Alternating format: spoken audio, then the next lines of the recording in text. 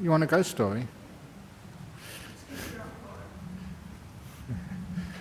It was a dark and stormy afternoon. And this English girl was visiting, so this Australian girl was visiting England. You know this one already? Okay, here's another one then. There was a friend of mine years ago, and he bought a nice townhouse in London, about 3 or 4 stories, and he bought it very, very cheaply. I said, why? And the agent was pretty honest with him. He said, well, people report there's a ghost in the house, because it's very old English houses, lots of ghosts. So really, okay, but he don't believe in ghosts, so I'll take it anyway. So the very first night, he got his new house.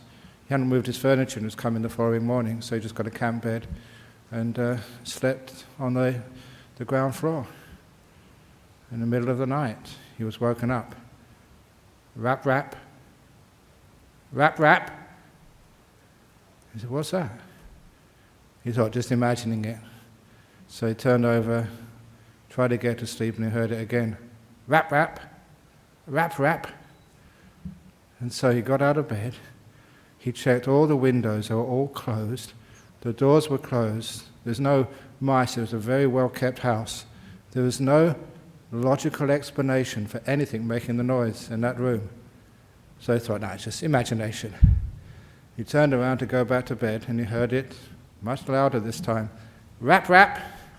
Rap, rap. It came from upstairs, second story. So he went upstairs, turned on the lights, looked everywhere for any scientific cause for that sound. Couldn't find anything. He was just getting a little bit concerned by this time, but just giving up. Imagination can play tricks on you. And then he heard it coming from the top floor, really loud. Rap, rap, rap, rap. And so he went up to the top floor, turned on the lights, and this time he's shaking a bit now, because it doesn't matter. People say they're not afraid, but when supernatural things happen, you actually do get a bit scared. He checked everything in that third story, couldn't find any logical reason, anything making a noise. He was about to go downstairs, and he heard it, loudest ever. Rap, rap, coming from the attic. And he didn't have any lights in the attic, so he quickly went down to get his flashlight. Then there was a little ladder you can go to get up into the attic. He climbed up the ladder, and he shone the flashlight in the attic, and it was full of rubbish and cobwebs and dust like attics are. And he turned it around, trying to find the source of this noise. And then suddenly he heard it right behind him, the loudest ever. Rap, rap, rap, rap! And he turned around and he actually saw it. He saw it in the flashlight. It was an old piece of wrapping paper.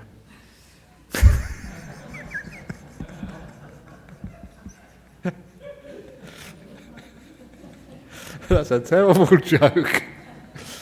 Wrapping paper, goes rap, rap.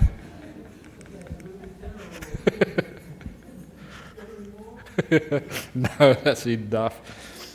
I hope that hasn't gone online. Overseas, has it? It has. Oh my goodness. I do apologise. People maybe do that. It's not my fault. Okay. So you've got another 1 or 2 minutes before we start. I've lost a monk somewhere. Anyway, I'm sure he'll find me.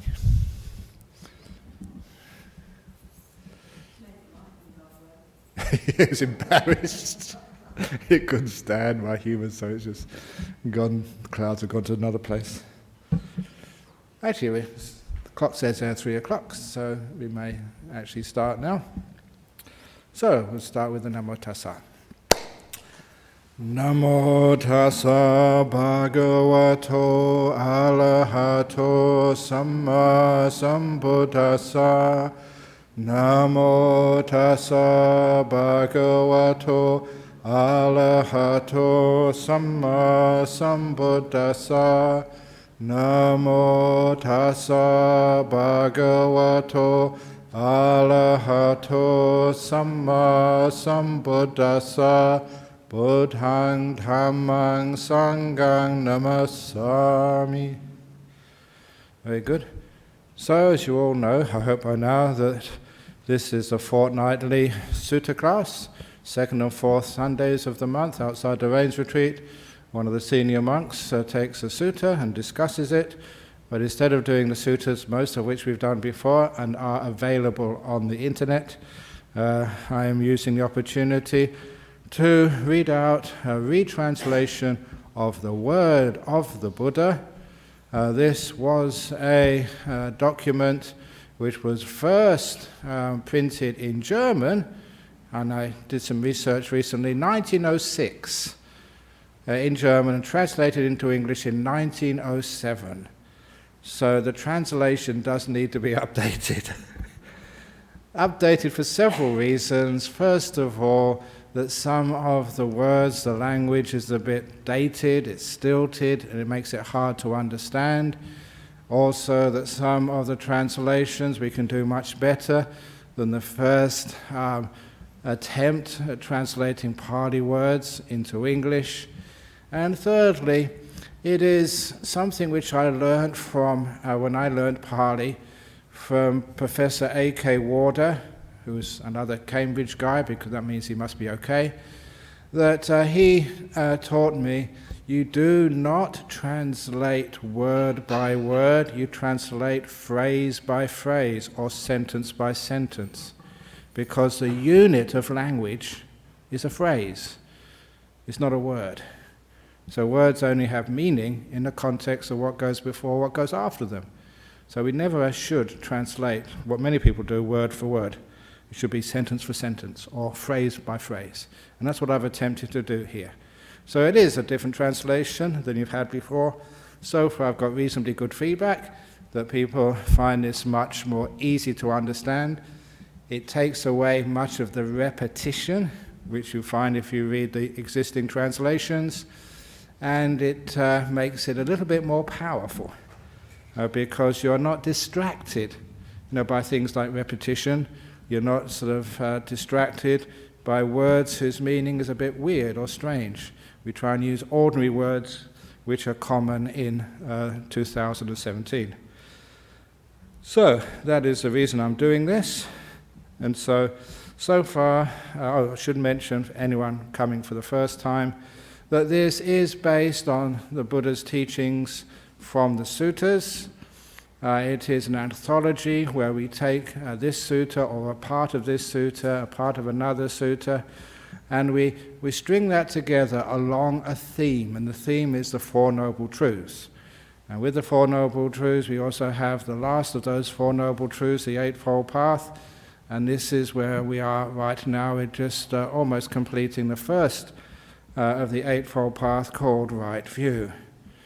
And Right View is many, many things, but here we get to that part of Right View that if one really penetrates the Right View, and here's actually what they say, a ditti pato.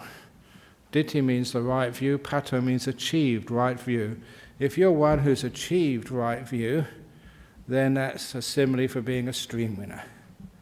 So this is no small thing. It is the view, when it gets corrected, which makes a person a sowan, a stream winner. So this is where we are at the moment. The Sotapanna or stream winner, and this is from Majjhima Nikaya 22. I give the references so anyone can go and check up the other translations, which you may find in books by Bhikkhu Bodhi, which is much more academic. Or you can even better learn some Pali and look it up in the original, which is the best. When you contemplate in this way, and what we're doing before the contemplating no self, when you're contemplating in this way, 3 fetters are abandoned in you. And the word fetter, it's what policemen put on you, like the handcuffs, balls and chains. It means something which stops you moving, which stops you being free. 3 fetters are abandoned in you. A view of a permanent essence, otherwise known as a soul, but to make it more accurate, an essence of this body and mind which you take to be you, which is permanent, which goes from life to life. that is a view which is abandoned, a stream-winning, a permanent essence, skeptical doubt, and a belief that rites and rituals are sufficient in themselves to reach enlightenment. Those who have abandoned three fetters are all stream enterers, no longer subject to rebirth in a lower realm and headed for full enlightenment. So the view of a permanent essence is the core of those wrong views which are overcome. The skeptical doubt, all skeptical doubt can only be overcome with direct experience. So this is not something you just believe. There is no self. Just like you may believe in like a Jesus or an Allah or something. This is actually a direct experience, which means all skeptical doubt, all doubt is totally abolished. And it has to be a strong experience, not just a little understanding. It's the experience which has to come when, in the Buddhist way of looking at things, the 5 hindrances, which are what stops and blocks our wisdom arising, when those 5 hindrances are overcome. Remember, the 5 hindrances, they call them hindrances, it's a good word. What are they hindering? Wisdom. They block it. It's like looking through a mist, or not being able to see clearly. So those hindrances, that's the purpose of deep meditation, to overcome those so you can see clearly. And of course, once it's seen clearly, with the pre or post jhana mind, then no skeptical doubt left at all. That's a very powerful experience. And also the belief that rites and rituals are sufficient in themselves to reach enlightenment. It may seem, why do we have that as a fetter, a wrong view, when most people in the Western world, we don't really do much rites and rituals, but still there are many, many people, even alive today, who still believe that by doing chanting or by doing this ritual or that rite, that you can actually say that you are a stream winner or whatever. And of course, it's not something to be gained by a rite or a ritual, like, say, a marriage, or like, what's another rites and ritual, marriage is the best one, that, this is something which is beyond rites and rituals. It is something which comes from the deep meditations. So those are the 3 things which are abandoned. The most important one of them is the view of a permanent essence, a soul. And those who abandon these 3 fetters are all stream enterers, no longer subject to rebirth in the lower realm, which means never going to be reborn as an animal, as a hungry ghost, which goes rap in the middle of the night, and never reborn in any hell realm. Even though one may have bad karma. Just like in the time of the Buddha, there was this gentleman called Angulimala, a serial killer. And he managed to avoid being reborn in lower realms as a result of his murdering. And of course, it really needs us to actually inquire the question, why? Why is like karma, which is such an important part of Buddhism, that if you do bad things, you have to pay the consequences. Why is it for stream winners they get basically a get out of jail free card? Why? And I've mentioned this in many of the talks before. It is because, this is not here, this is Ajahn Brahm, that when you have a sense of self, you haven't seen a non-self, then you will always have guilt. It's very hard to forgive yourself when you think there is a self there. So forgiveness, it is actually based on an identity. Not forgiveness, guilt, sorry. Guilt is based on your very deep belief that there's an identity there, a being, continuous from that time you did that deed to now, which needs to be punished. This is one of the wonderful things about Buddhism. I've said this many times. We don't have punishment because the Buddha saw non-self. There's no need to punish yourself now for something you did a long time ago. There's no need, but we still do it because we still haven't penetrated non-self. Once you see this truth, that there's no permanent essence within you, then that makes it very easy to let go of the past. It's not your past, even though someone by your name perpetrated that bad deed. It overcomes guilt. And once guilt is let go of, in other words, real true forgiveness of yourself, then there's no reason to send yourself to any lower realms. And for those people who say, well, lower realms, hells and heavens, isn't that the same as these other old Abrahamic religions? Is it just a myth? When you understand what these places are, you understand, well, they're not a myth at all. You create your heavens and hells. They're not some place waiting for you like Bali or like London. You just travel there and there it is. You create these places. These are mind-made realms. And once you understand the power of this mind, for lots of meditations, you understand how these realms are created. Created to suit you. However much you want to be punished, that's how much you will create the pain of that realm. You do it yourself. Whatever you think you need to be rewarded for, you think you've been a good person, that's how you will create your heaven, accordingly. So that is why the rebirth in the lower realm is cut out for you. You don't need it anymore. And headed for full enlightenment. And how many lifetimes do you have after you become a stream winner? Nicholas, you're banned from answering this question because you know the answer. Some people say 7, some people say 6. Put your hand up for 7 more lifetimes. Put your hand up for 6 more lifetimes. Otherwise, 6 more lifetimes, you've listened to me before. Because in Buddhism, this lifetime is number 1. And so 6 more as well as this one. Just the same way that many of you who are Asian or know Asian friends, I am now, I was born in 1951 in August, so I'm now 65 years and a half in sort of Australia.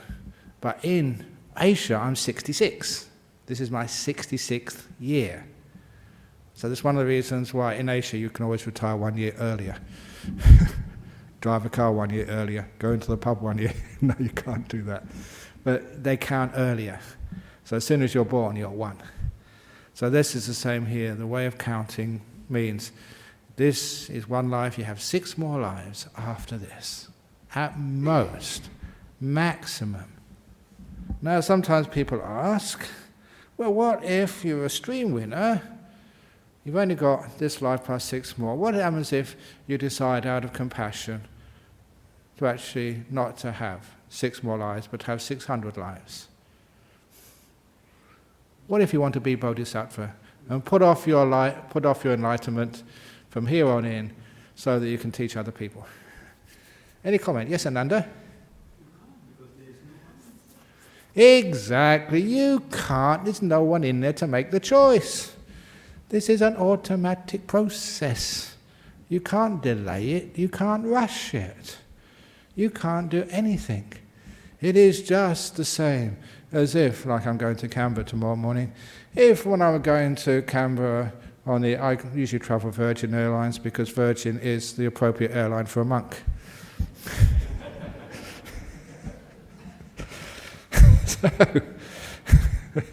So when I'm travelling, suppose I ask the pilot and say, look, I've always wanted to see Ayers Rock from the air. Can you please just, swooping down past Ayers Rock, just go around a few times, and just for me. Would they do that? Of course not, because he's got a schedule, he has to go to Canberra. He can't just stop just for me. So this is the same as like trying to put off your enlightenment. At that particular time, once you're a stream winner, it's too late. You can't put off anything anymore. Your sense of self is gone. You can't control. It's too late. Whether you like it or not, 6 more lifetimes at most. Now we have, I very rarely do this because I want to have this the word of the Buddha, but Bhikkhu Bodhi did an excellent commentary, trying to bring everything together on the Noble Ones and the 10 fetters. So I'm going to read that out now. On entering the irreversible path to attainment of Nibbana, that's why I say irreversible. Once you're on that path, that's it. You're on the bus, it doesn't do a U-turn.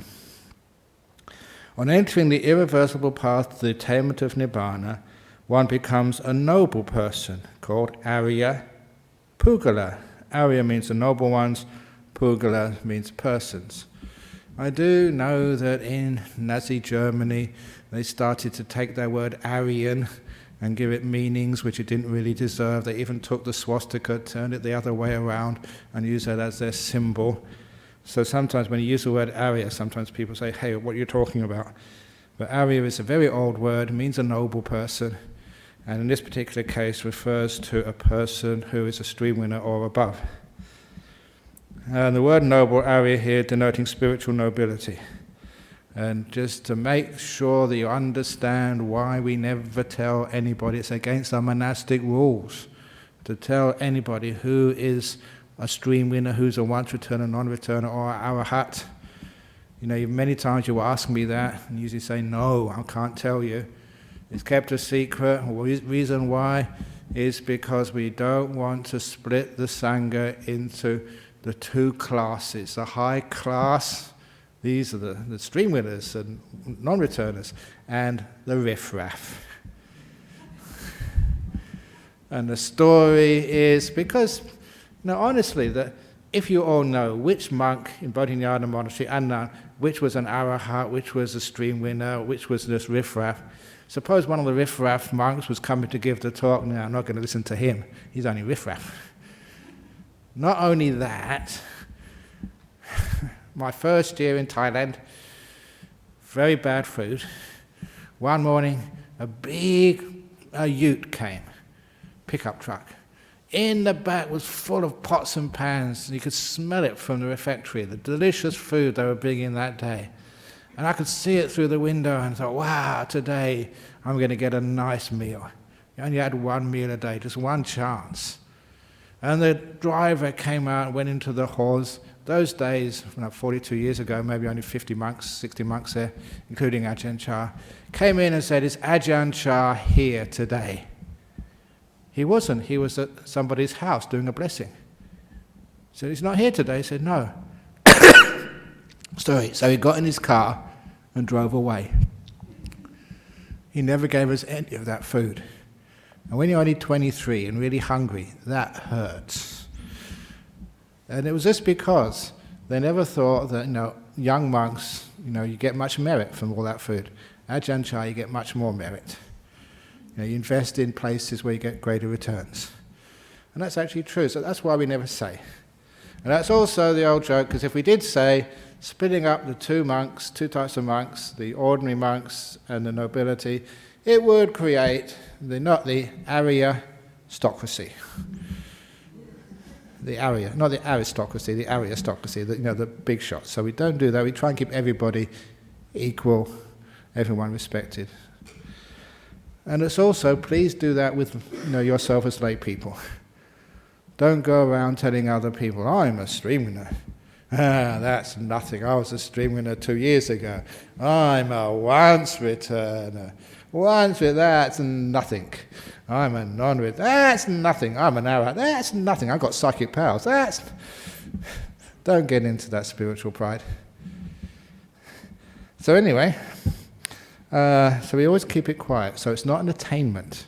Your ego, your sense of self is supposed to be diminishing, not increasing. You're seeing non-self. It's not something you're proud of. So on entering the irreversible path to attainment of Nibbana, one becomes a noble person, Arya Pugala, the word noble, Arya here denoting spiritual nobility. There are 4 major types of noble person, and each stage is divided into 2 phases. The path and its fruition. In the path phase, one is said to be practicing for the attainment of a particular fruition, which one is bound to realize within that same life. In the resultant phase, one is said to be established in that fruition. Thus, the 4 major types of noble person actually comprise of 4 pairs or 8 types of noble individuals. As enumerated, these are one practicing for the realization of the fruit of stream entry and the stream enterer, one practicing for the realization of the fruit of once returning and the once returner, one practicing for the realization of the fruit of non-returning and the non-returner, one practicing for arahatship and the arahat. Arahat is full enlightened. The first 7 persons are collectively known as seika, or trainees, or disciples in the higher training. Only the arahat is called the aseika, the one beyond training.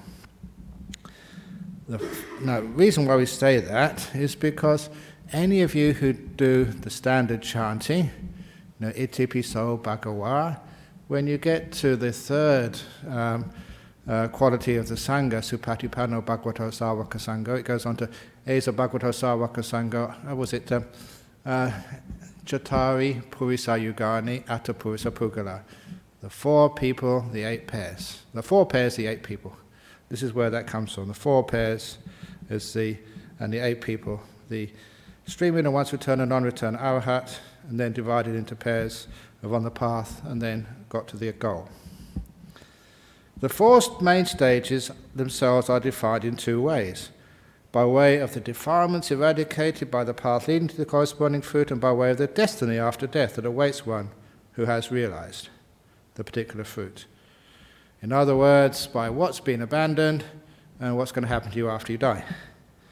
So the stream enterer abandons the first 3 fetters, the view of a soul, that is, the view of a truly existent permanent essence, either as identical with the 5 components of existence, that's the 5 khandhas, or existing in some relation to the 5 khandhas. So basically nowhere can you find a sense of self, a permanent essence, either as identical with the 5 khandhas or existing in some relationship to them. The doubt about the Buddha, Dhamma and the Sangha and the training and the wrong grasp of rules and observances, that is, the belief that mere external observances, particularly religious rituals and ascetic practices, can lead to liberation.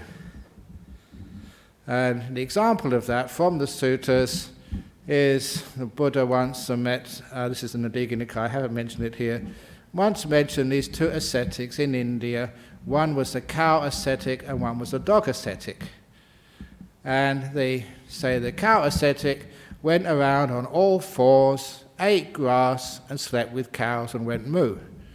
And the dog ascetic acted like a dog. And they came up to the Buddha. They're actually quite good friends. These were human beings. If you've ever been to India, you see some of the stuff which goes on there, maybe you can actually believe that. And they asked the Buddha, they said, what happens? We were told that this, very hard thing to do. Imagine the endurance you need to do that and survive. And he said that what would happen to us after we die? Are we going to be arahats? Because we're giving up so much. And the Buddha said, please don't ask me. And when they pressed him, he said, well, if you act like that, then after death, you'll be reborn as a dog and you'll be reborn as a cow. And he didn't like that answer at all. But people actually do those rites and rituals thinking by such practices, they're going to get somewhere. And the stream enterer, that's what they give up. The destination is assured of attaining full enlightenment, at least in at most 6 more existences, which will take place either in the human realm or the heavenly worlds. The stream enterer will never undergo an 8th existence. The present existence is counted as the first, and is forever freed from rebirth in the 3 lower realms: the hells, the realm of afflicted spirits, the ghosts, and the animal realm. Remember, this is Bhikkhu Bodhi. The once returner does not eradicate any new fetters.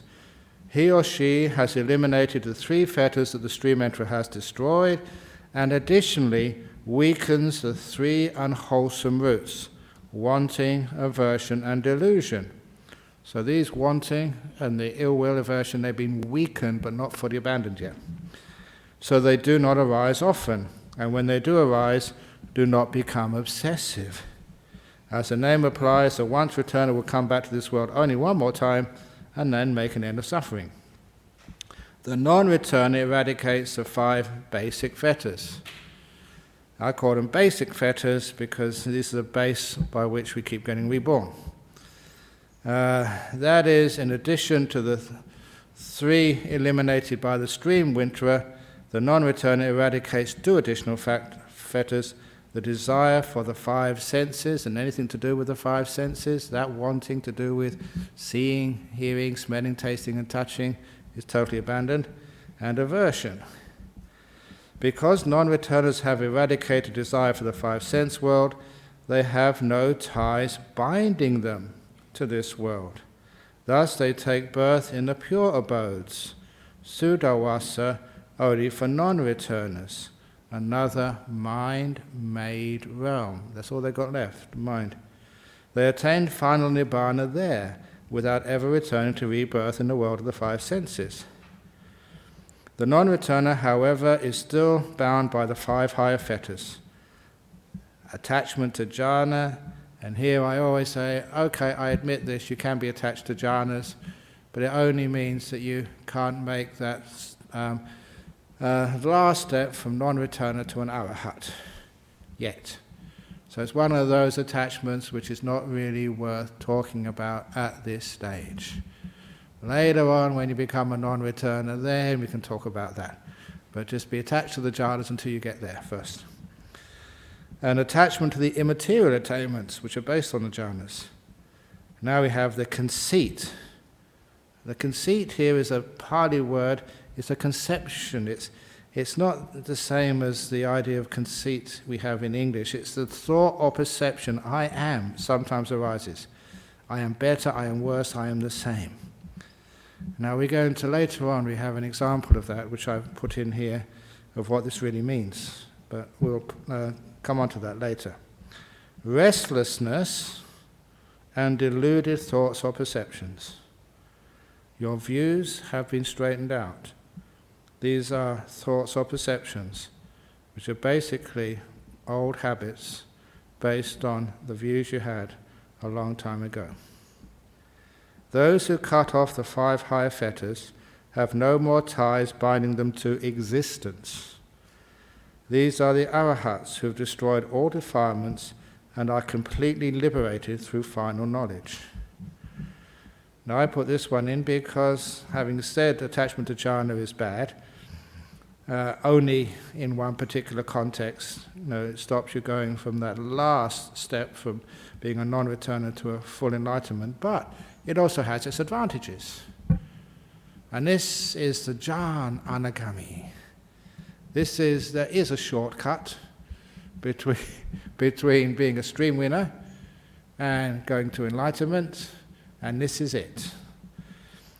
This is from the Anguttara, just as in the autumn, when the sky is clear and cloudless, the sun ascending in the sky dispels all darkness from space as it shines and beams and radiates, so too when the dust-free, stainless Dhamma eye arises in you, then together with the arising of vision you abandon three fetters, the view of a permanent essence, doubt and wrong grasp of behavior and observances.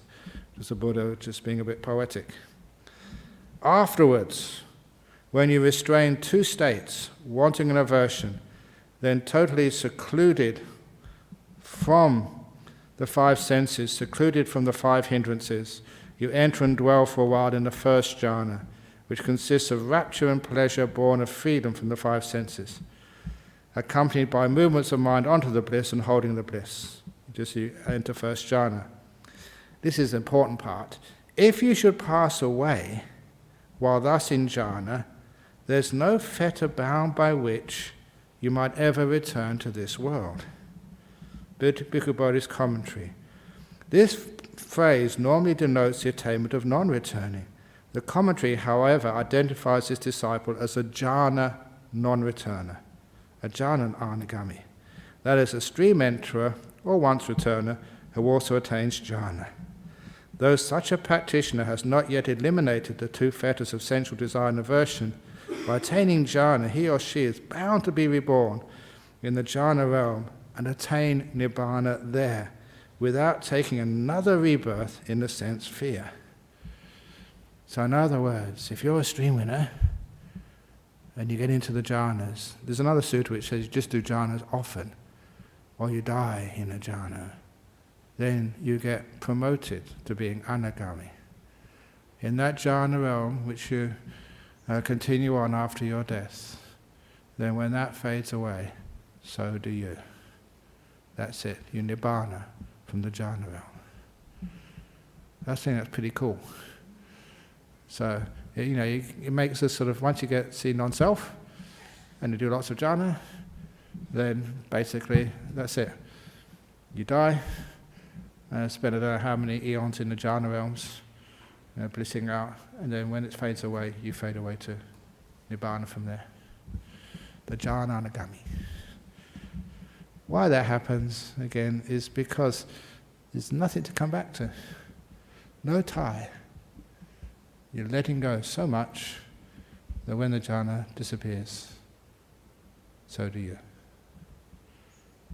And now, what it feels like to be a non-returner, why the sin is no self, but it's said at the top here that it has, you still have this conceit sometimes, I am, based on old habitual thoughts or perceptions.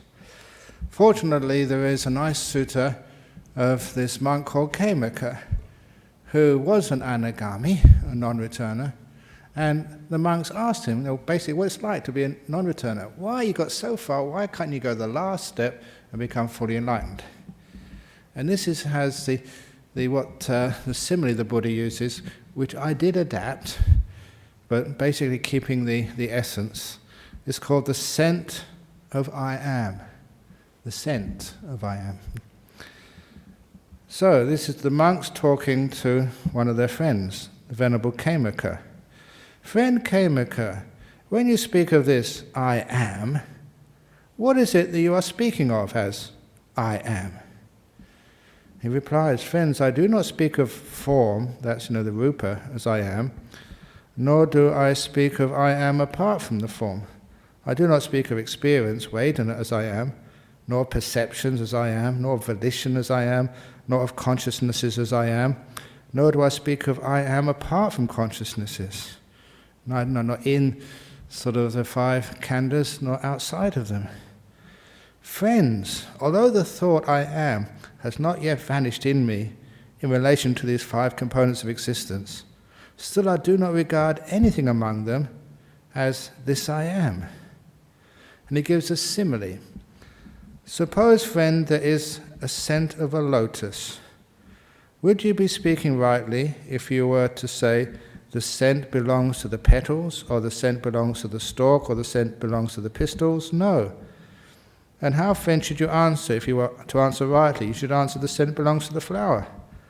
So too, friends, I do not speak of this form as I am, nor do I speak of I am apart from form.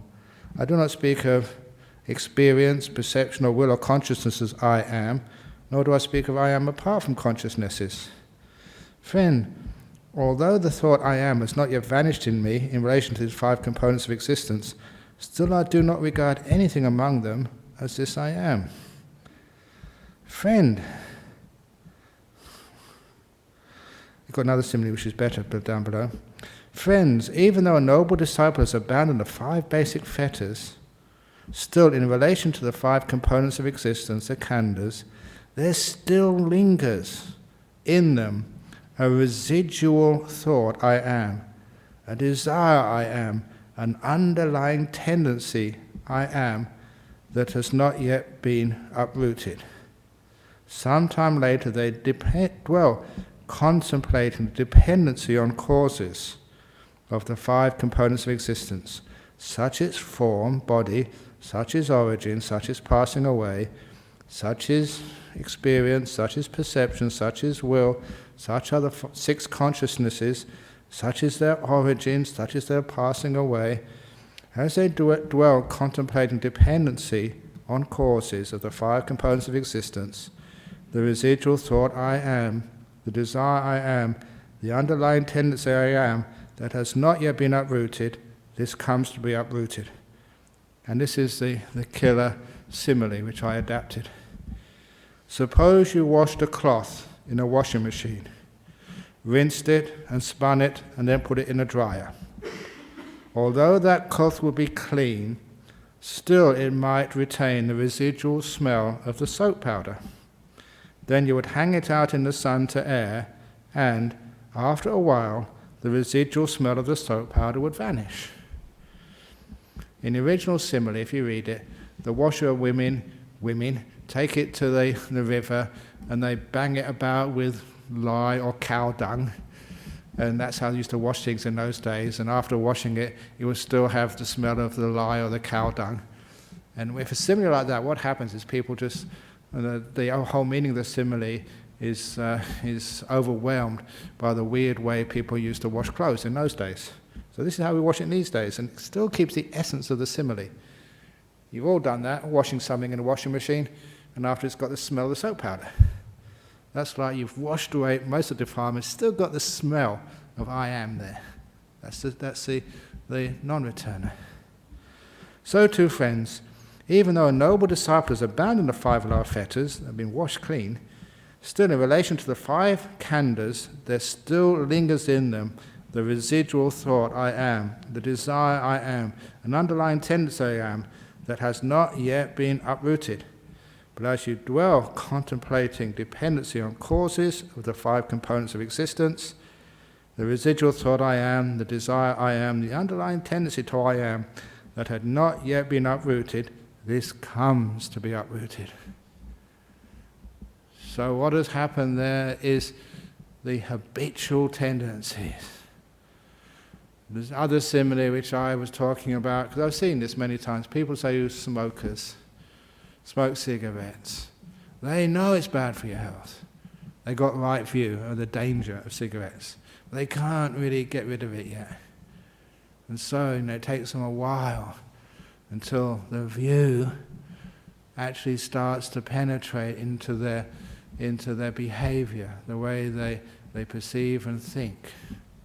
Totally. Otherwise, sometimes there's some lingering desire for cigarettes.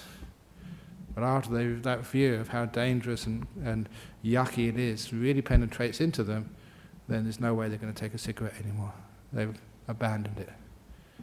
So once you get your view straight, you've understood something, say like alcohol is bad for you or whatever, it doesn't mean that straight away you're going to give up sort of the bad habits. They linger a while until the new view, the correct view, becomes so strong it actually washes away even the old sense or the smell of the old views, the old habits. I hope that's clear, because it's a very important point there. So I'm going to pause for a moment and see if there's any questions on what we've done so far on the stage of enlightenment. Yes?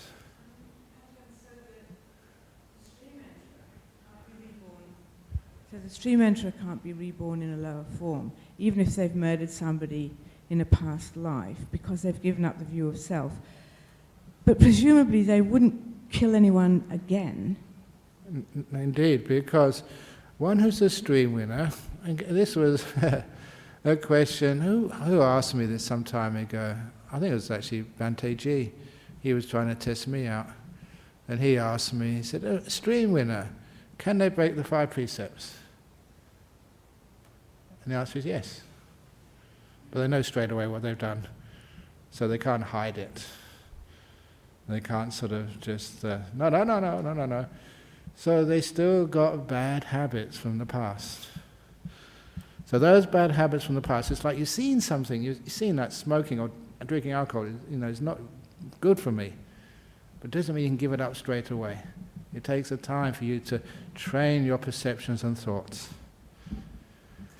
So it has to be that realization that there is no self that kind of drains the life out of any kind of misbehavior. It drains the life out of it, but like anything, if you're draining a tank, it takes a little while for all the water to come out.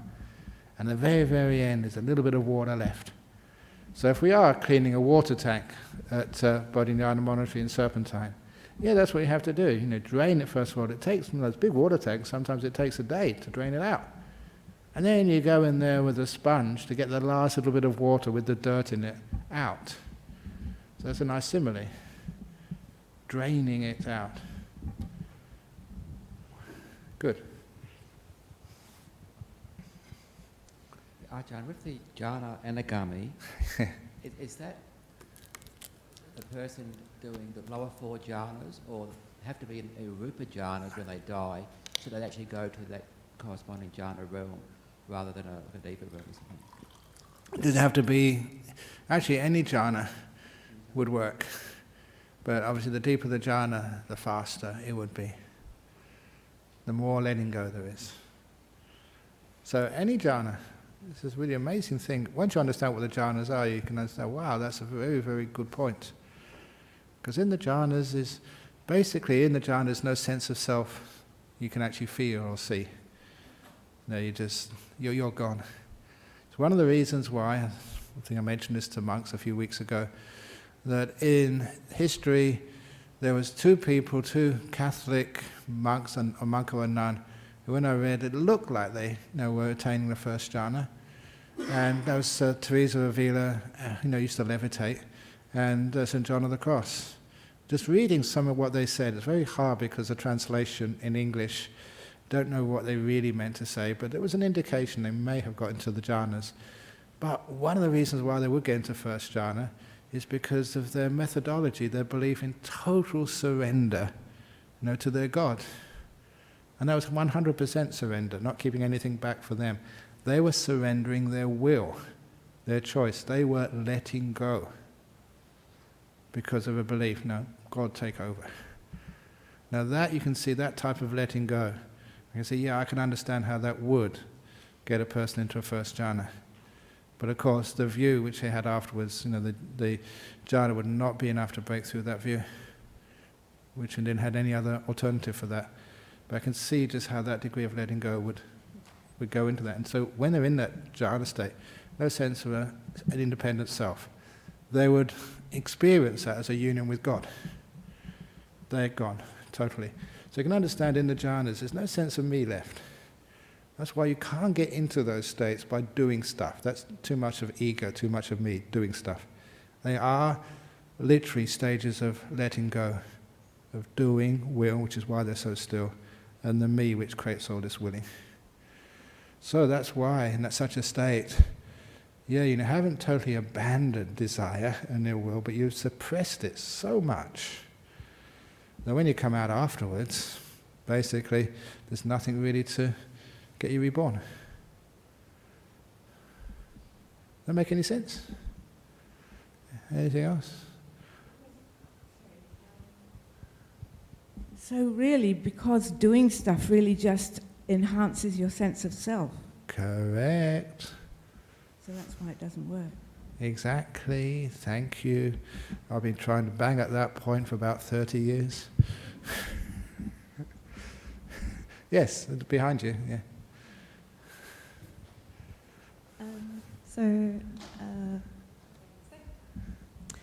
So if the mind, sorry, I'm getting all shy. So if the mind punishes itself for bad things it's done, and you get reborn in the lower realms, and the same for the higher realms, what if you want to be reborn as a human? As a human, yeah, if you want to be reborn as a human, and you have enough karma to be reborn as a human, that's what you end up as doing. It's similarly is, say you want to go to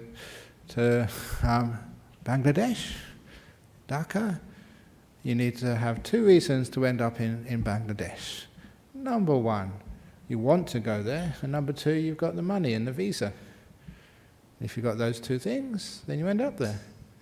When you don't want to go there, you may have the money and the visa, but you don't want to go there, of course you don't end up there. If you want to go there, but you can't afford it, you don't end up there. So the wanting and the karmic wherewithal, those two come together, and that means you get reborn there. Okay. So, you got another one, okay. I suppose you have to delete a sense of achievement as well. Exactly. This is Ajahn Chah kept on saying this so many times. We meditate to let go, not to attain. Not achieving things, but to abandon things. That's why anyone who understands this stuff never thinks this is an achievement. I am a stream winner. Look at me. I am a stream winner. I am much better than you, riff-raff. That's called spiritual materialism, which is very gross. And I don't know why people do that. It's because they don't really understand what's going on. There's the stages of letting go, of disappearing. That was, thank you Ajahn Brahm, because that book, The Art of Disappearing, which is one of my favourites, some of my talks in there, he chose the title, The Art of Disappearing. I thought, wow, that's just a brilliant title. Because that's what meditation, that's what the path is. Disappearing, vanishing. And that's why when I wrote the introduction to that, the preface, I said all about that. This is about losing things, not gaining things, not attainments. So at the very end I said, may you all get lost. And that was a compliment. I thought that the people publishing it wouldn't get it. Well, they got it straight away and said, oh yeah, this is great. So they didn't delete it. So that's my wish for each one of you. May you all get lost. May you all be losers. Spiritual losers, not gainers. It's like using words in a different way, which makes it funny. Okay, so we go to free from all speculative views. So we're still on right view, okay? So this is why we're on this stuff. Then does the Buddha hold any speculative belief at all? Now, speculative belief is stuff like, there are aliens. Have you ever seen an alien? You can speculate, just, well, the universe is so big, there must be some somewhere. Maybe they're sitting among us. Who knows? So speculative beliefs are just things which people love to think about, even like the origin of the universe, where it all began, if it did begin anywhere. The speculation. Speculative belief is something that the Buddha has put away. For the Buddha has seen this. Just basic 5 khandhas, just focusing on message. Such is form, such is origin, such is disappearance, such is experience, its origin, its disappearance, such is perception, its origin, its disappearance, such is will, its origin, its disappearance, such are the consciousnesses, such their origin, such their disappearance. They're just talking about 5 khandhas. The fact that none of them are permanent, they arise because of other things. When those other things vanish, they all vanish. Perception, experience, consciousness, every one of them is impermanent. It arises and totally disappears for a while. Therefore I say, with the destruction, fading away, cessation, giving up, relinquishing of all conceptual proliferations. This is one of the great words, papancha. Conceptual proliferations. Once we get an idea, it just takes off. Just like some weeds in your garden, just like some virus, in your body, or some malware in your computer. It affects more and more. It expands. This is what's called conceptual proliferation. Or maybe you should call it conceptual viruses. Just how they infect and just keep going and going.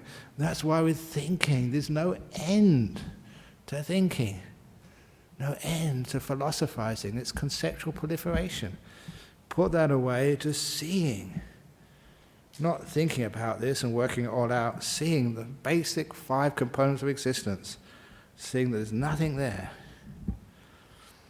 So, with destruction, fading away, cessation, giving up and relinquishing of all conceptual proliferation, all philosophizing, all I-making, we make ourselves, make this idea of a self.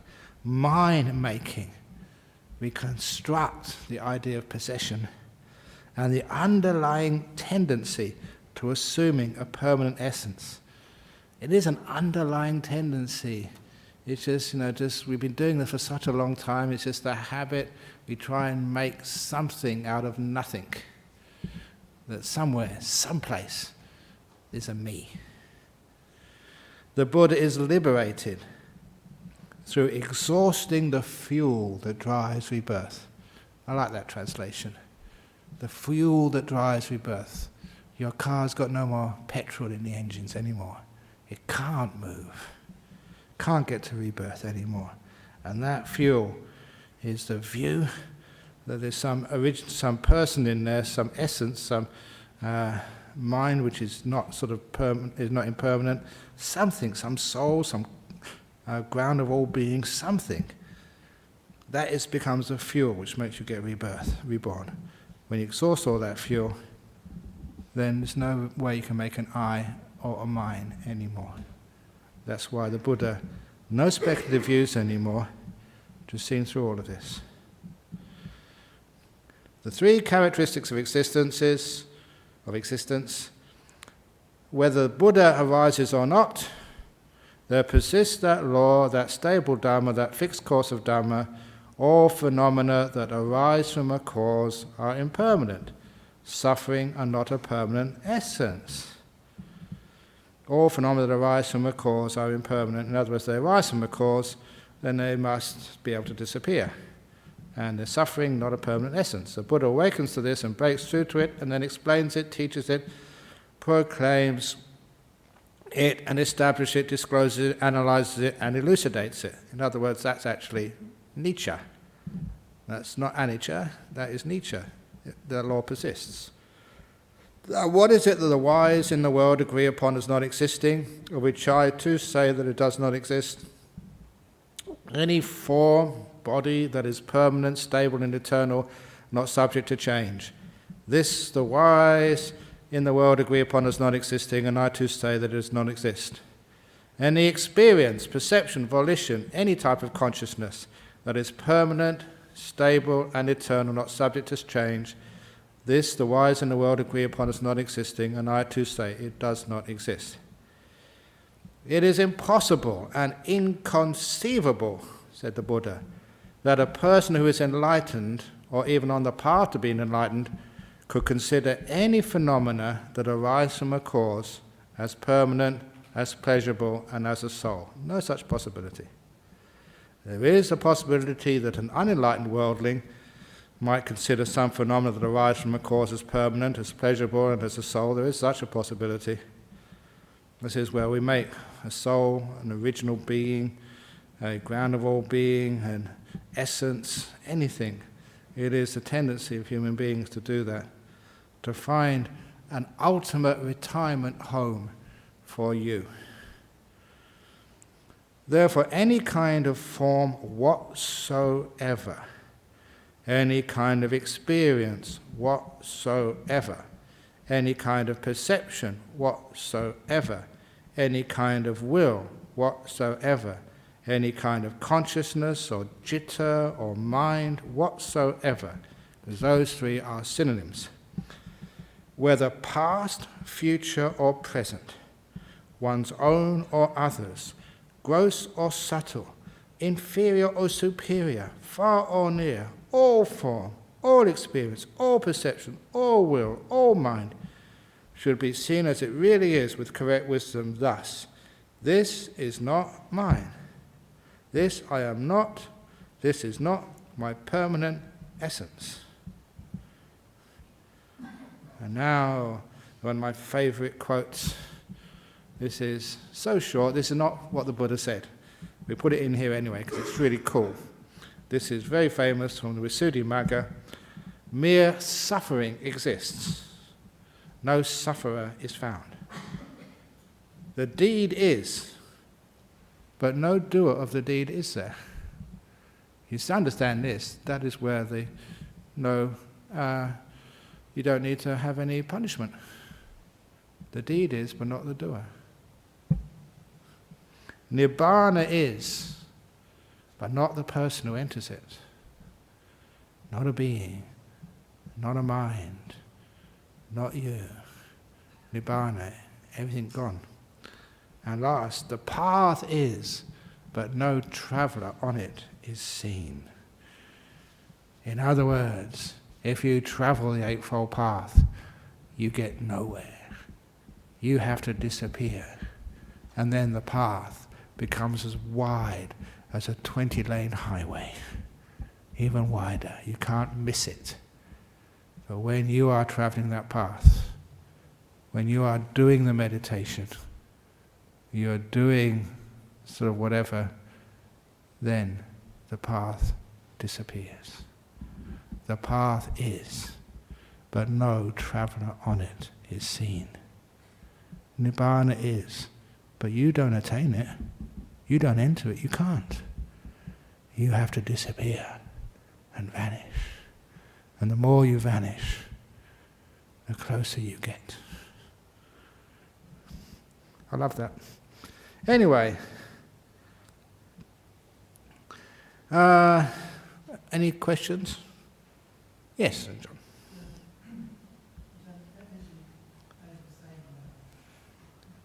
Yeah, go on. The Sotapanna, up to they have no self, they don't commit themselves to any punishment, what they did. Yeah. But in the case of someone killing a Sotapanna, a hypothetical example, Sotapanna killing another person, Yeah. regardless if they create their hell or not, they've still got that karma to receive, don't they? Have they? They got some karma there. If a stream winner or a once return or something kills someone, you go to jail. Yeah, you can't just say, you can't use that as a legal defence in Australia. It says in the sutras that stream winners are no subject to such punishments. That doesn't wash in a jury trial or a judge trial. But no, so there is some consequences there, but those consequences don't arise in a future life. And Gurimala, apparently that he did, people threw stones at him and scolded him, so he did get some sort of suffering as a result of what he did, but no future life suffering. So you're not punishing yourself, other people punish you, but not you. So could the Sotapanna then reborn for the first life of 7 or 6, I should say, reborn into an unsatisfactory life for some period of time from that karma? Not at all. The reason is because no one sends you to your next destination. You send yourself there. You choose, literally, where you're going to go next. But sometimes we do make stupid choices because we're not wise. Because people feel they deserve to be punished. Even in this life, ask any psychologist, people with a strong sense of guilt will actually deny themselves happiness or success. But doesn't the karma actually would it even pull a Sotapanna to that? No, the karma is very personal. You are the owner of your karma. In many ways. Okay. Good one. Okay, yes, because she's had a few. Go on. What exactly is meant by consciousnesses? Consciousness is, I added the plural there because this is translating according to the definition. When Buddha ever uses the word vijnana, he says there are 6 types of vijnana. Sight, hearing, smell, taste, touch, and knowing. The mind, the citta. These are the 6 consciousnesses. And I use that plural because it makes the word much more powerful. This is not me changing Buddhism. This is using a word and translating it according to its meaning. 6 different types, and that changes the whole ballgame. Not consciousness, because so often people say, conscious, that's me, that's my essence. There's 6 different types of them. Which one is you? Said the Buddha. And then you find out, when there's one there, the others are gone. They arise according to causes. Consciousness. And that 6 consciousness, mind, its synonym is citta, the mind. Each one of these consciousnesses arises because of a cause. When that cause disappears, the citta vanishes. That's the 3rd satipatthana. To see the rise and fall of the citta. Rise and fall means gone, disappear. So it cannot be a permanent thing. And what I just read out here, all types of consciousnesses, which includes all types of citta, should be seen, what it said, past, future or present, one's own or others, gross or subtle, inferior or superior, far or near. all consciousnesses, which include all mind, all citta, should be seen as it truly is. Not me, not mine, not a self. And that is just the requirement for being an Arya, for being a streamliner. Without that, you're not a streamliner. So there's another one from... Sorry, Ajahn. Yeah. Because John was saying, doesn't karma cause itself? Yeah. And it just occurs to me that the self, the sense of self, is a bit like a black hole. It is exerting huge power, and it's creating everything, including hell realms and everything you can think of. And without the self, everything just melts away, and there isn't any attraction. Is that? Yes, indeed.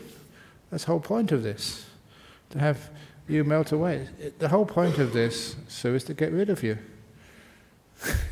Get rid of Sue, the sense of self, the sense of me. It's to lose things, not to gain things. Not to enhance yourself by, just by being called a saint and just look how great I am. You want to, okay, over there. So what is being reborn? Is that some form of energy that's being discharged into the air at the time of? No, it's not energy. There's nothing continuing from one moment to another. It is cause and effect. We're going to go into that in a few moments, because I was just scrolling down. We've got dependent origination coming soon, which is how the Buddha would answer your question. But we'll just go on a bit further here, because time is running out. Okay, we've gone here. Oh, this is Yamaka. Sutta Nipata 44. After the path is not travelled on, it is seen. It is those who do not understand. Okay. It is those who do not understand form as it really is, who do not know and see its origin, its cessation, and the way leading to its cessation, that think an enlightened one, an arahat, exists after death or does not exist after death, or both exists and does not exist after death, or neither exists nor does not exist after death. It is those who do not see experience as it really is, who do not know and see perception as it really is, who do not know and see will as it really is, who do not know and see the consciousnesses, including mind, including citta, as they really are, who do not know and see their origin, their cessation, and the way leading to their cessation. These are the people who think an arahat or an enlightened one exists after death, or does not exist after death, or both exists and does not exist after death, or neither exists nor does not exist after death. This is one of the questions, what happens to an arahat after they die? And this is the beginning of one of the best answers, clearest answers. For one who knows and sees the 5 components of existence, the 5 khandhas as they really are, who knows and sees where they come from, their origin, according to causes, their cessation, causes stop, these things vanish, and the way leading to the cessation, they do not think either of these possibilities. They don't even think an enlightened one exists after death or does not exist after death, or both exists and does not exist after death, or neither exists nor does not exist after death. And this is the really beautiful sutta. What do you think? This is from the Samyutta Nikaya, the Khandha Samyutta. What do you think, Yamaka? Asked Sariputta. Do you regard the body, experience, perception, will, or consciousness as an enlightened one? No, Venerable. Do you regard an enlightened one as in the body, as in experience, as in perception, as in will, or as in consciousness, is somehow contained in these 5 khandhas? No, Venerable. Do you regard an enlightened one as apart from the body, something separate, as apart from experience, as apart from perception, as apart from will, as apart from consciousnesses, like as apart from the mind, as apart from the 5 khandhas? Is the enlightened one something separate from the 5 khandhas? No, Venerable. Do you regard the body, experience, perception, will, and consciousness all taken together as an enlightened one? No, Venerable. Do you take an enlightened one as one who's without a body, without experience, without perception, without ill will, without any consciousness? No, Venerable. But Yamaka, when an enlightened one, especially the Buddha, is right in front of you, when an enlightened one is not apprehended by you as real and actual here in this very life, is it fitting for you to declare that an enlightened one is annihilated and perishes with the breakup of the body and does not exist after death? It's not annihilated, it's nothing here now, it's just a process here now. So you can't see anything there, any essence, any enlightened essence there, either as any one of those 5 khandhas, as in those 5 khandhas, as apart from those 5 khandhas, as 5 khandhas taken together. So, if Yamaka, they were to ask you, what happens to an enlightened one with the breakup of their body after death? What happens to an arahat when they die? I would answer that the body is impermanent. What is impermanent is suffering. What is suffering has ceased and passed away. That's all. Experience is impermanent. What is impermanent is suffering. What is suffering has ceased and passed away. Perception is impermanent. What is impermanent is suffering. What is suffering has ceased and passed away. Will is impermanent. What is impermanent is suffering. What is suffering has ceased and passed away. Consciousnesses, each one of them, like chitta, like the mind, is impermanent. What is impermanent is suffering. What is suffering has ceased and passed away. The process has just stopped. Nothing being enlightened, nothing being annihilated, it's just a process stopped. Good, Yamaka, good, says Sariputta. That's one of the most powerful teachings of the fact about when people say, is there something outside the 5 khandhas, outside the 5 components of existence, which you can take to be your essential self?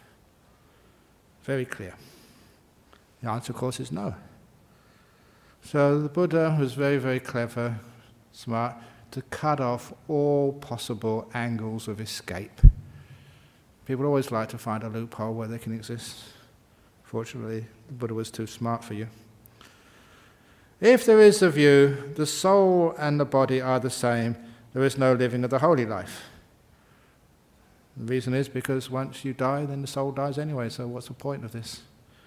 If you have the view, the soul is one thing, the body is another, there is no living of the holy life, because it doesn't even matter what you do, the soul is just independent of you. Without veering towards either of these extremes, the Buddha teaches the Dharma by the middle, dependent origination and dependent cessation. So I remember once reading the Bhagavad Gita as a young student, and there I think it was Krishna talking to Arjuna, and Arjuna was not wanting to go into battle to fight because he was going to kill people. And Krishna was saying, you're not killing anybody, you're just killing bodies, that's all. No soul. I mean, the soul is totally independent. You can't sort of stop a soul with a sword.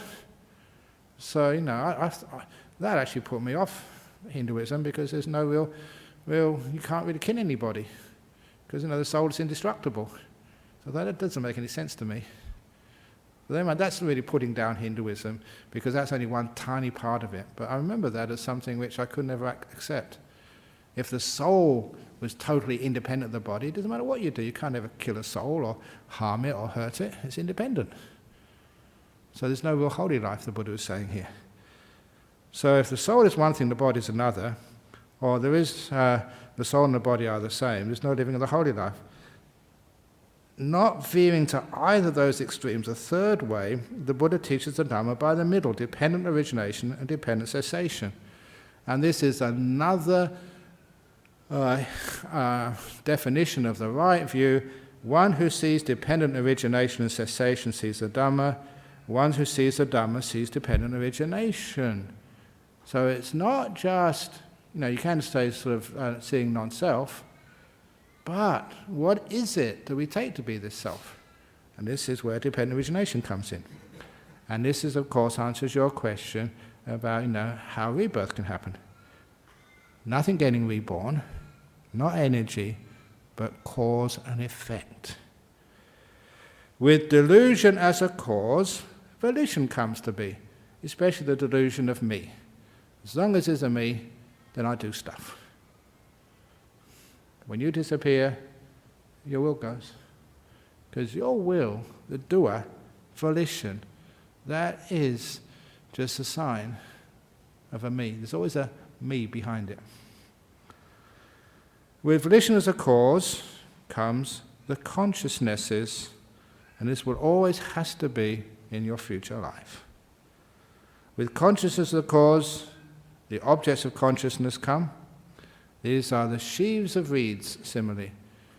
The way that farmers in the old days would dry the reeds or the hay, they would make a sheaf, 2 sheaves of hay, and lean them up against each other. You take one away, the other one falls down.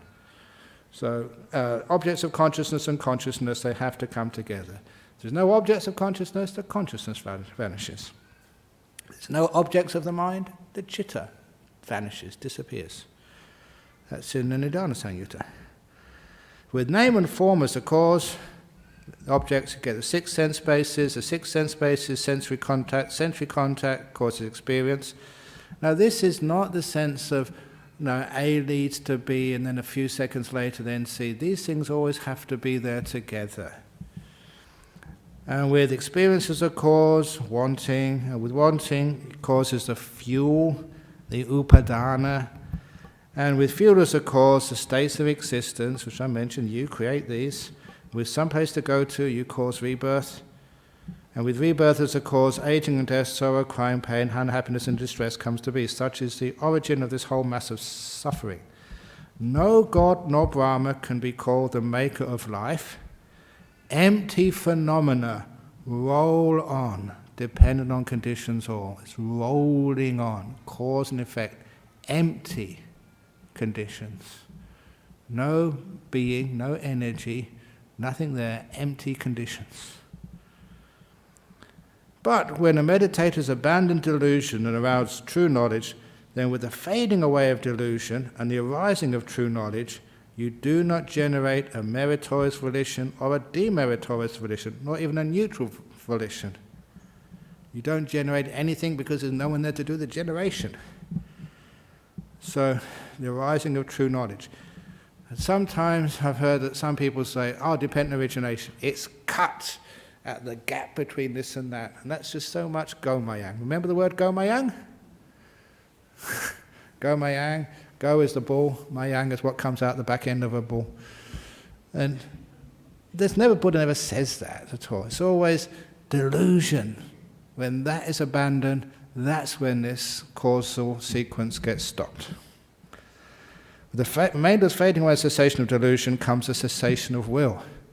Ooh, that's powerful. When you realize there's no one there, then actually you can stop the will. Beforehand, you suppress the will. When you see there's no one there, there's nothing to do the willing anymore. That's one of the reasons why a stream winner can't get reborn that many times. The will is gone. With the cessation of will, cessation of consciousness in your next life. Nothing to get you reborn. Cessation of consciousness, the objects of consciousness disappear, sense bases, sensory contact, experience, wanting, fuel, state of existence, rebirth, the whole thing stops. House builder, this is from the Theragatha. Many monks, nuns use this phrase. House builder, you have now been seen. You shall build no houses again. Your rafters have been broken and your gables all torn, thrown off course. The jitta will be destroyed right here. Without any doubt, jitta, you shall be destroyed. That's the mind, the house builder. Once you've seen that, it's not who you are. It's just empty phenomena rolling on your mind, the jitta. That's from the Theragatha. House builder, you have now been seen. You shall build no houses again, your rafters have been broken, your gables all torn. Thrown off course, the jitta will be destroyed right here. Theragatha. That was your house builder. no more rebirth. Whew. Okay, that's actually come to a nice stop. That's the end with a really big bang of right view, according to the word of the Buddha. Okay, looks like we've got some questions from overseas, so let's deal with those before I ask any more questions from here. Here we go. From Malaysia to Ajahn. Is there any distinction between making merit and karma? Karma includes making merit and making bad karma as well. So karma, you can make good merit, you can make, I have a word in Thai bar, you can make sort of bad merit for yourself. Making merit is like good karma. So good karma is merit, bad karma is demerit. Okay, thank you. Demerit's okay. They have that over here because you have demerits when you have long weekends and you get double demerits. So basically karma is just how merits and demerits are made. From Santa Barbara, is there a way to get rid of the result of bad karma through education, understanding, or suffering is necessary?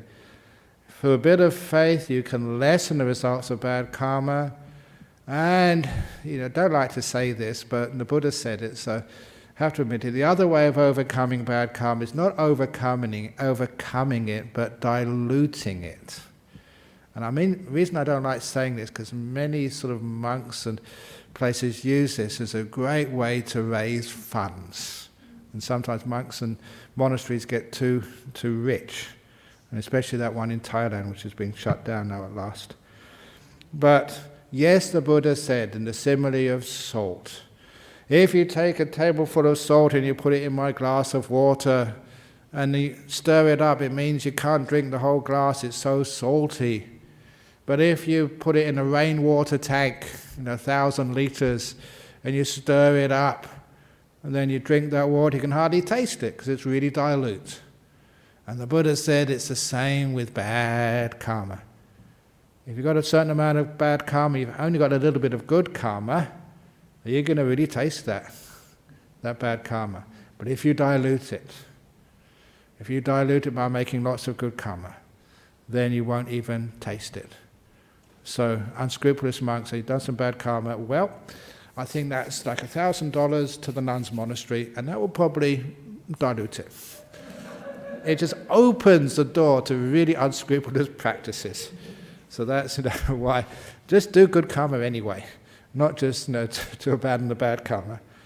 And some people do that, they sort of go out on a Saturday night and they come to the temple on the Sunday morning to dilute the bad karma they did on a Saturday night. That's really just a bit unscrupulous.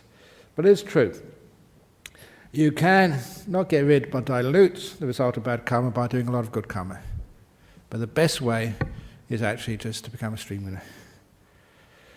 And lastly, from Penang, can a person know for sure he or she is a Sotapanna? That is a wonderful question. There's a lot of people, you can know a person is not a stream winner, but you can't know if a person is. So many people get deluded. They want to be a stream winner or a once returner or a non-returner so much that they just delude themselves. The desire, the craving is one of the 5 hindrances, and that means they don't see things that clearly. The monks know this story. I went to see this great monk, Ajahn Tate, many years ago, and I had to wait in line. And as I was waiting, he was talking to this other Indonesian girl, very, very wealthy. And she was talking about her meditation. She said, I was meditating, and my mind went so still, went blank, things disappeared. That was 4th jhana, wasn't it? And Ajahn Tate said, no, it wasn't. You were just sleepy. And they said, but this is what happened first of all. And then it was 4th jhana, wasn't it? And she asked again. He said, no. And then he asked again. And he asked about 4 or 5 times. It was 4th jhana, wasn't it? He said, no. And then I was listening to this, and she asked again. And he said, ugh. And she smiled and went out. And she told everybody afterwards, my jhana has been confirmed. Now, Ajahn Tate said, and that means, yeah, it was true. And I saw that, and this is one of the problems, is that people want these things so much that they want it confirmed by somebody else. And even there's one sutta where Ananda asked the Buddha, all these people who come up to you, the greatest teacher, who they have faith in, and they claim to be stream winners, once-returners, non-returner, arahats, are they all those attainments, are they all true? And the Buddha said, some are, some aren't. And I read from that, even the Buddha couldn't convince a person they were deluded. So that's just how powerful these delusions can be. People can think they're a stream winner, once-returner, even an arahat, and not even a Buddha could dislodge that from them. It's the power of the sense of self.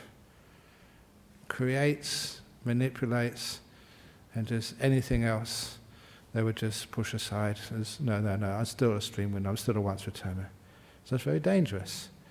Which is one of the reasons why that, number one, you don't tell people about your attainments because they could be wrong. Number two, check them out, from what the Buddha said. This is the only real place you can actually get some authority. Not from me, not from any other monk or nun, but from this, how the Buddha taught. Basic thing, a stream winner that can't have a sense of self. It's much easier to see if a person's an anagami or not, a non-returner, because non-returners don't have any lust or ill will. You cannot make a non-returner angry, which is one of the reasons we test people. And if anybody says they are a non-returner, say Mahesh, who was just laughing over there. I think I told you this before, Mahisha. If you tell me you're an anagami, I would say, no way can a Sri Lankan girl become a non-returner. That's impossible. Maybe in your next life when you become a boy, then you can.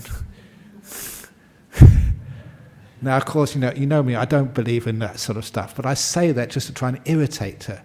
Get her upset, find her weak points. And if she comes like, what are you, misogynist? I believed in you, I thought you regarded everybody equal, that you're a modern monk, sorry, you failed the test. So you find people's weak points and try and make them angry. And if they do get angry, test has been concluded. And I don't mind these days, because you should find these things out yourself. For a stream winner, there is a little test. It's in one of the commentaries. I had to read this because if a monk or a bhikkhuni say they're a stream winner and they're not, it can be like a capital offense. They have to be disrobed. If they know that they're lying, if they're just boasting it and they're not. So that sometimes, we have to find out, are they not? So there's a little test. On one of those tests, 2 questions you have to ask for being a stream winner is when and where did it happen? When? What time of the day? Where? What were you doing? Because it's an event. It's not something you just grows on you and think, oh yeah, I just have faith in non-self now. Don't exactly know when it happened, but just understand it now. It is an event, stream winning. And that's a powerful thing to know. So I've blown it with you guys now, because if you do want to sort of fake stream winning, you say, no, it happened at Dhammaloka Center when Ajahn Brahm was doing a sutta class. So there's other ways to find that out. So that's how you can know for sure. When did it happen? Where did it happen? And honestly, check it out with the suttas. Is there any idea that there's a self which is going to, a jitta, an essence, anything which will survive the death of an arahat? Okay, so that actually finishes good. I wanted to finish a bit early because it's full moon day today. I'm going to go back to the monastery for the Patimokkha ceremony, and also early tomorrow morning I'm going to Sydney. To Canberra. But coming up next is the second factor, which you can see on the board there, is not right intention, but I'm calling it right motivation. And I'm sticking by this as the word sankappa. And it is explained, or it's translated, by how it is defined. Not by its etymology. In other words, you take the word and you spit it up, or see how it's used in other places. By how it's used in this particular function as being number 2 in the Eightfold Path. The right motivation. And that actually opens up the Eightfold Path in a much more interesting understanding. But that will come in a couple of weeks, or maybe 4 weeks' time, because I think I'll be in Hong Kong. Probably Hong Kong in 2 weeks' time. But this is what's coming next. So now finished with right view. So I hope you enjoyed that. It is put online. So if you want to go over it afterwards, you can record, get online, and listen to it online again, and just get more into it. Thank you for listening. Let's now. Okay, now we can now pay respects to the Buddha.